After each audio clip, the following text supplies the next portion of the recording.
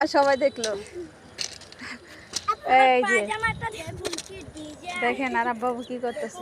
আমার পায়জামার সেই ডিজাইন, এই দেখেন, এই দেখেন গাইস, এই দেখেন আমার পায়জামার খুব ডিজাইন। আমার ছোট ভাইয়ের পায়জামার কোনো ডিজাইন নেই, শুধু এতটুকু ডিজাইন, বুঝছেন গাইস? আর আমারটা দেখুন, কালকে ঝুলে গিয়েছিল পা।